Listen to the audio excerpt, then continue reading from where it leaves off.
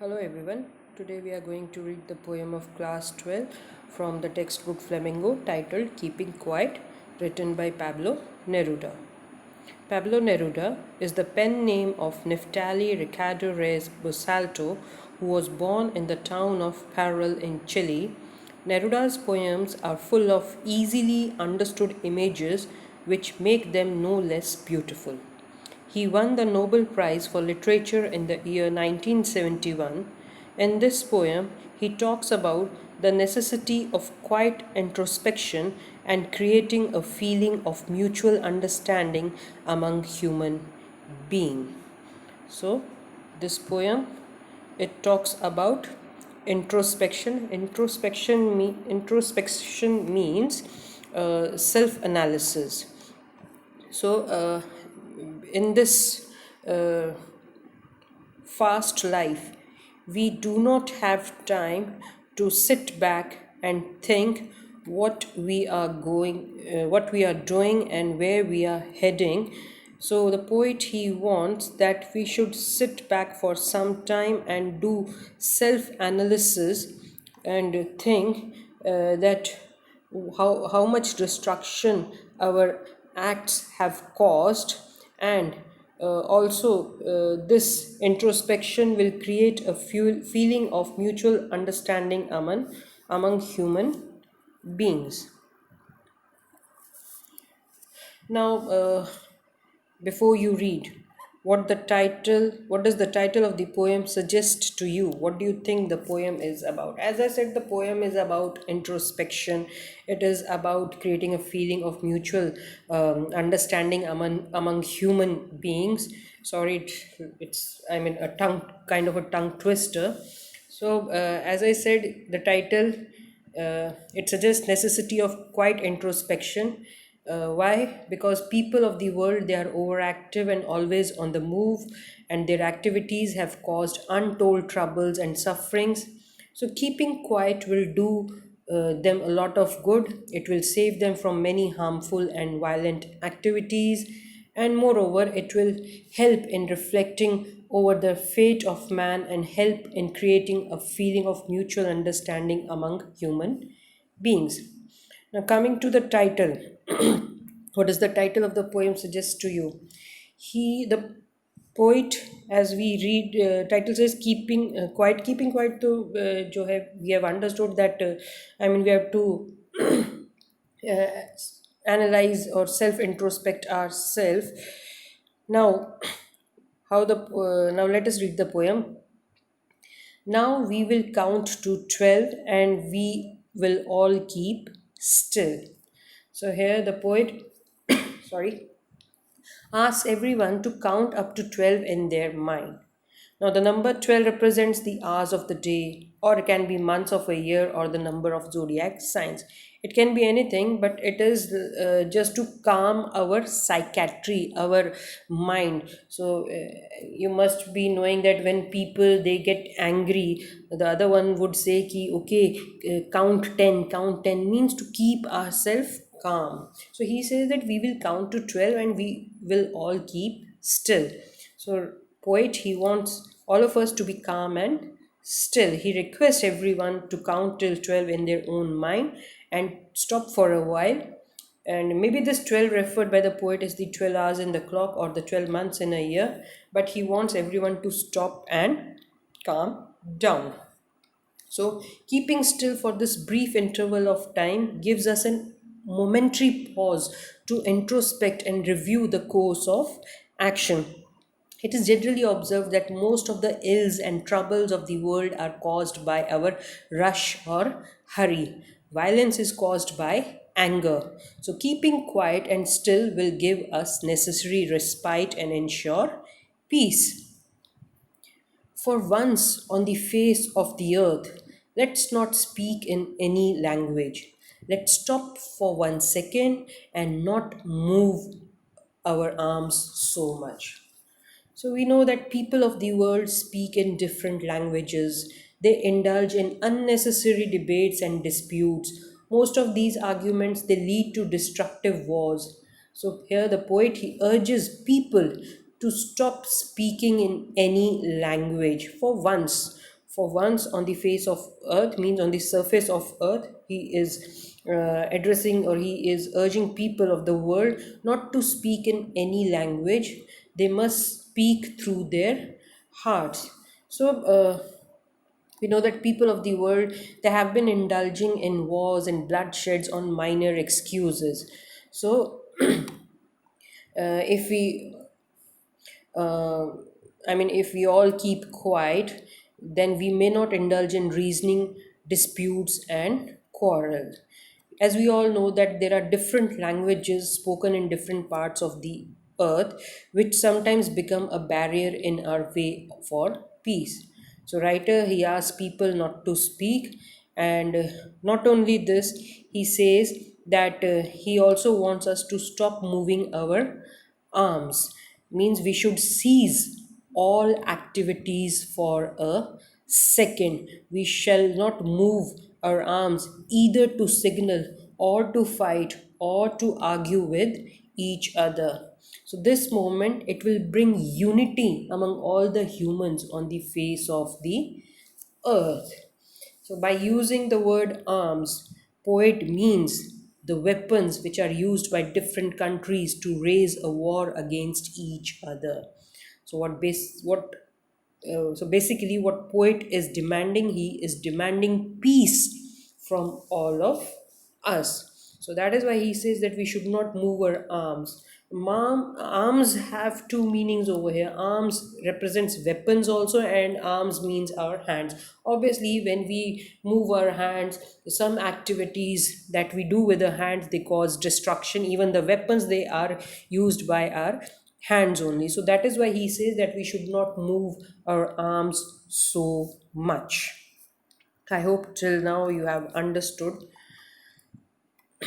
Now, as I said, the arms, it has two connotation. One is hands, and the other is weapon. So when a word has two meanings, the poetic device used is pun, pun. Now, next stanza, what it says: it would be an exotic moment. Without rush, without engines, we would all be together in a sudden strangeness. So, what he says that this will be an exotic moment. This will be a rare situation. What will be a rare situation? When everything will come to a standstill, and no one will be in a rush, and there will be no engines running. Engines here represents the vehicles, the machines, the factories. So everything will come to a standstill for a moment, and this will be an exotic moment, an unusual situation, a rare situation. And in this situation, what will be there? We would all be together in a sudden strangeness. Means in this moment we will enjoy this unique movement, and this will be an exotic and a fascinating moment, and we shall feel totally relaxed physically as well as mentally. And as I said, that this moment everyone will be calm and quiet, united with each other in a strange atmosphere. And it will be strange because it has never happened earlier. Sudden strangeness mean all of a sudden the poet has asked us to keep quiet for a second and introspect ourselves. And strange, it why it is strange, because this thing had never happened earlier. So poet says that it would be a rare situation when there will be no engines working, and also everything will come to a standstill, and it will be a very different moment. If all the engines like the vehicles and the machines stop, then there will be a sudden strange situation as the world will experience a sudden calmness. People will not be in a rush to achieve material things one after another. Fishermen in the cold sea would not harm whales, and the man gathering salt would look at his hurt hands. So, in these lines, what Pablo Neruda wants to say, that fishermen who usually catch fish, particularly whales, in the cold seas. So the poet, he asks fishermen not to hurt or injure the whales in the seas. So that is why he says that they will not harm whales. And of course, the man gathering salt would look at his hurt hands. So in this moment, what will happen when everybody will be quiet, everybody will be still, and they will not be moving their arms? It what it will lead to, no person would be harming any other living being, either for food or to earn his livelihood. So that is why the poet says the fishermen, they will not be harming whales because they are still for a moment. Then he says that the man gathering salt, he would look at his hurt hands. Means all the people who work endlessly will get some time to look at their injuries and the damage they have caused to their body. Means we are in such a rush in doing our work that sometimes we do not even notice that we have hurt ourselves, our hands, they have got cut. This is just an example talking about the salt, but there are other occupations where people, they hurt themselves or they get cuts in their hands, and if they are moving barefoot, then they hurt their feet also, but they do not stop and see them. So he says that at this moment they will get some time to look at their injuries. So the poet here says that the fisherman, he will stop and not harm whales in the seas. It means that the poet is urging everyone not to harm the animals, and he gives the example of whales which are being hunted for the purpose of food or trade. And he also wants people to calm down so that they can stop and see what they have achieved or lost. For this, he gives the example of the man who gathers salt, whose hands are hurt. Here, he wants everyone to stop for a while in order to see and feel their achievements and how much they have lost for the sake of attaining such materialistic things. I hope this is understood by you. Now, let us move further. Now, in this stanza, what he talks about wars, different kind of wars. Those who prepare green wars, wars with gas, wars with fire, victory with no survivors, would put on clean clothes and walk about with their brothers in the shade doing nothing. So, in these lines, the poet, he asks everyone to stop those activities which are damaging the environment. Today, all the human beings are making money by damaging the environment with their activities such as mining, deforestation, letting the chemical waste into rivers, etc. He asks us not to do so. He also requests people not to involve in wars as there is no benefit of achieving such victory in which no one is left alive. He says so because wars and environmental damage will lead to no life on earth. Rather, he wants people to adopt a new approach towards life and mankind, and he says that you should treat your enemy like brothers and promote peace and harmony in the world.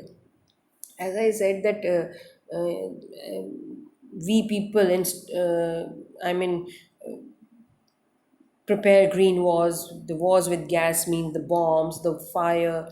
So he says that instead of indulging in wars, we must come out in our best dress with brothers and go out for a walk under a shady tree and enjoy themselves doing nothing. And this would bring the feeling of togetherness among human beings. Uh, these wars, they will leave us, will cause a lot of destruction, and if any side gets victorious, but that side will not have any survivors left to celebrate that victory. So such kind of victory, it will be meaningless. So here, poet, he says that we should put on clean clothes. Put on clean clothes basically means clean our souls. We should not have any kind of ill feeling towards other people, and should I mean have a feeling of mutual understanding, feeling of brotherhood, feeling of peace and unity. And we should walk with our brothers under the trees, leisurely doing nothing. Under the trees means in the safe environment, and doing nothing. Nothing here means not doing destructive activities. Clear. Doing nothing doesn't mean that we are sitting idle. No, we are not sitting idle. Doing nothing means not causing any kind of destruction, not preparing any kind of war. So he wants that everyone, you should put on clean clothes means adopt a new approach towards life, and realize that killing so many people is not a victory. Poet wants all of us to be united as one, consider our enemy to be our brother, and promote brotherhood, peace, and unity.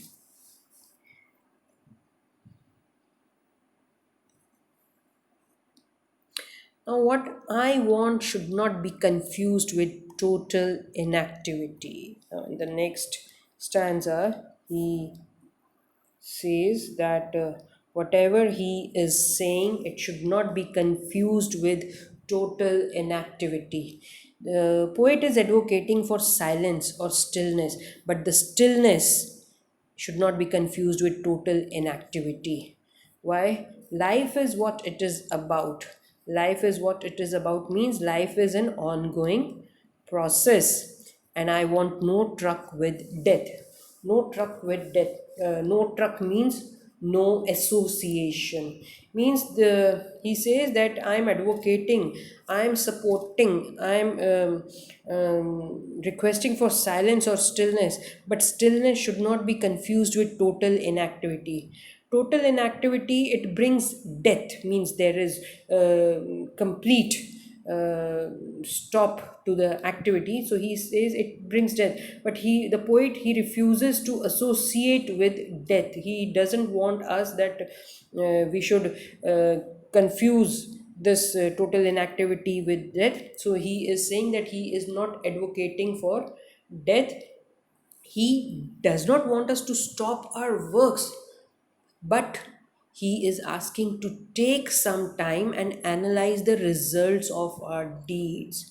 Total inactivity will mean that nobody is doing work, everybody is sitting like a statue. But he says that I'm not asking you to do that, I'm just asking you to stop for a moment and think of what you are doing and analyze the results of your works.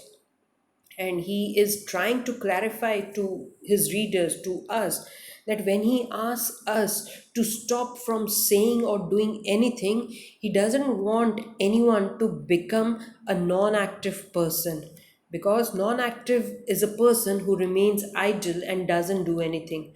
But he simply means that we should stop and see the consequences of our deeds, of our works. The poet doesn't want to see people being killed due to their greed for money and expansion of territories.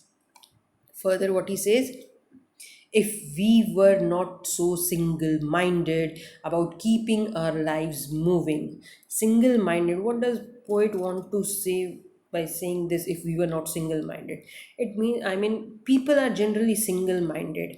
They want to focus on only one thing. They want to keep their lives going. They are ever busy in their pursuit. So the poet, he wishes that they would not be so much absorbed with always remaining on the move. They must have some respite or rest. They too need peace or silence, and only a huge silence can interrupt this sadness. Such silence will do them good. So he says that if we were not so single minded about keeping our lives moving, if we were not, I mean, we all human beings work endlessly with the aim of completing all our tasks. And we are driven by the target of survival and the threat of death.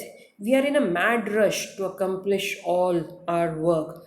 So he says that If we pause for a while, we can appreciate our achievements and the lives it will become happier. And that is why he suggests that by keeping quiet, we will be able to understand the true purpose of our life.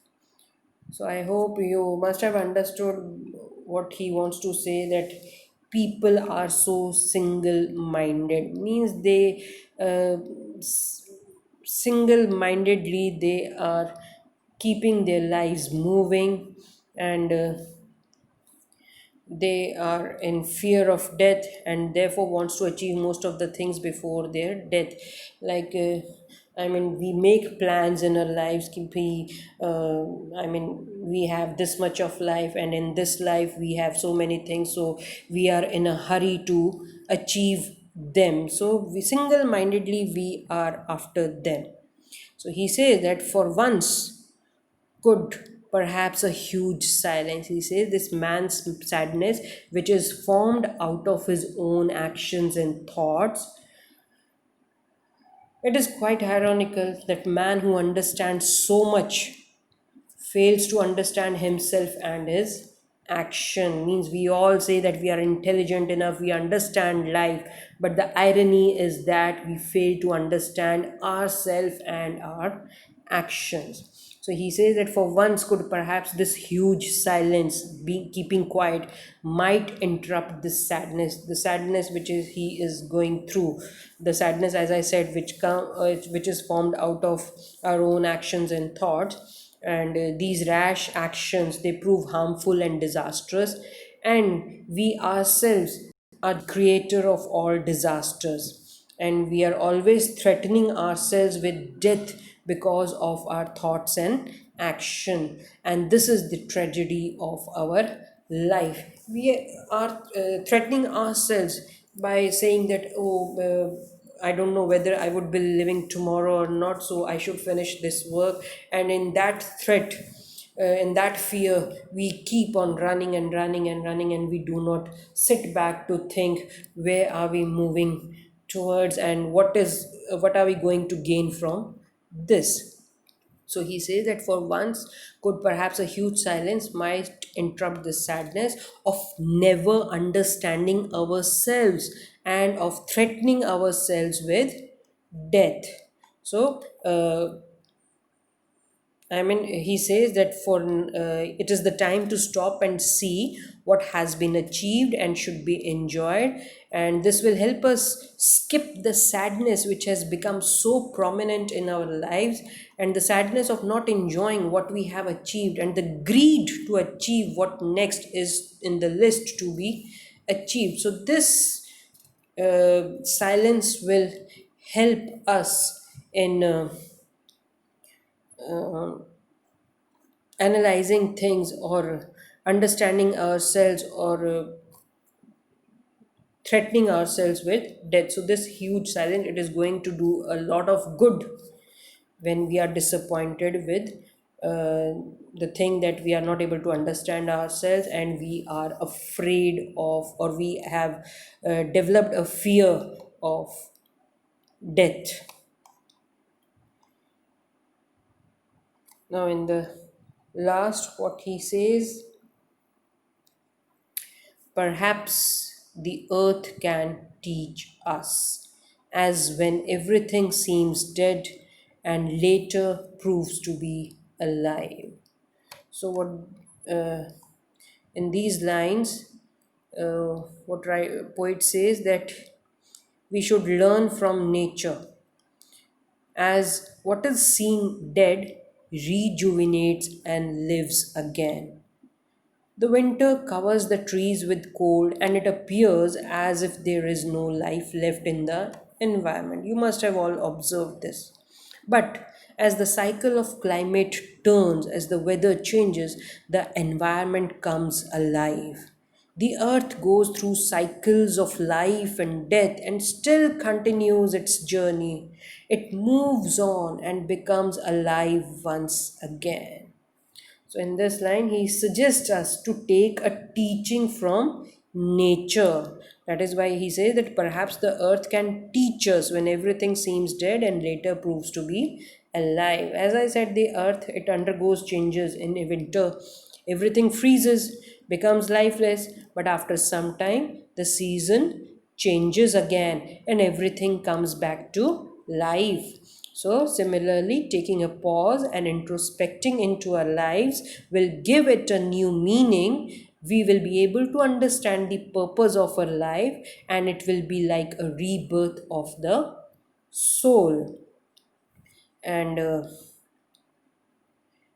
in conclusion, the poet, he has taught us through the example of earth, uh, that at one season earth may look as if dead but comes back with life in another season.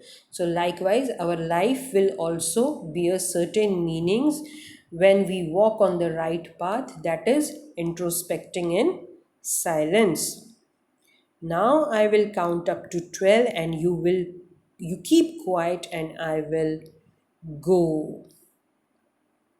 So here the poet, he tries to maintain the third person viewpoint towards the entire poem and thoughts, and he tries to quietly leave the scene as he has initiated the thought process and passed the message.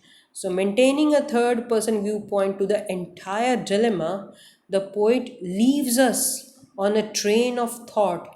Now that he has passed on the message, his work is done and he quietly leaves the scene. So, in the last two lines, he leaves us to introspect as if he himself has gone through the same. He ends up saying that now he will count up to 12 so that we all may become quiet. Quiet here means to calm down ourselves and move towards the path of peace and harmony. After saying this, he says, I will go. Means he says so as he has conveyed his message to people and wants them to be left alone to think about it and work in the direction of peace. So that is why he has left us on this note. So I hope you have understood this poem. If you have not understood anything in this, you can ask me in the group. Now let us see the poetic devices used in this poem. Number of poetic devices were used here. Uh, Arms, I told you, it is an instance or example of pun. Pun is duplicity of sense created because of the unity of sound. As I said, arms here stand for a body part, hands, you can say, as well as weapons. Sudden strangeness. Sudden strangeness is, it is an example of alliteration. You can see the repetition of consonant sounds, sir, sir. His hurt hands. His hurt hands is again an example of alliteration. Now, in the next stanza, was with fire, was with gas. So the word was has been repeated twice in this line or in this sentence. So the poetic device used here is parallelogia. What is parallelogia? Repetition of same words in a line or sentence. I repeat, repetition of same words in a line or a sentence is called parallelogia, and here the word wars has been repeated, saying wars with gas and wars with fire. Now, in the next one, the earth can teach us.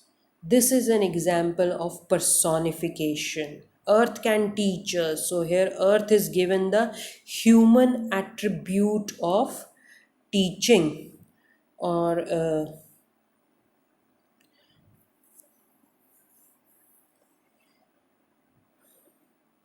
and here and everything seems dead and later proves to be alive. So here the stillness it which poet advocates is being compared to the stillness of winter. So it says now that you keep quiet, you remain still, and perhaps the earth can teach us when everything seems dead and later proves to be alive. So this stillness, it is compared to the stillness of winter, and as we have read that winter leads to rejuvenation, even the quietness recommended by Pablo Neruda leads to regrowth. So here this poetic device, the extended metaphor is also found in these lines. Perhaps the earth can teach us as when everything seems dead and later proves to be alive. It is an example of extended metaphor. And the earth can teach us is an example of personification. Then we have symbolism. It is abundant in this poem. Fisherman and whale, they stand for the oppressor and oppressed respectively. Means fisherman is a oppressor and whale is oppressed. Salt gatherer is also symbolic of humanity, whereas clean clothes symbolize peace. I hope you have understood here. So these were the poetic devices that were used in this poem. Number of alliterations are there, and alliteration is repetition of consonant sound. So wherever you see the repetition of consonant, the poetic device used is alliteration. And then other poetic devices I have already discussed with you, and the poetic device used in these words war, you can say the word war has been repeated number of times, so the poetic device used here is repetition. But if a word is used repeated in a line or a sentence, then I have already told you the poetic device is parallelogia. So these were some of the poetic devices that were used in this poem, and I hope the explanation is also understood by you. And still, if you feel anything not understood, you can ask me in the class. Thank you.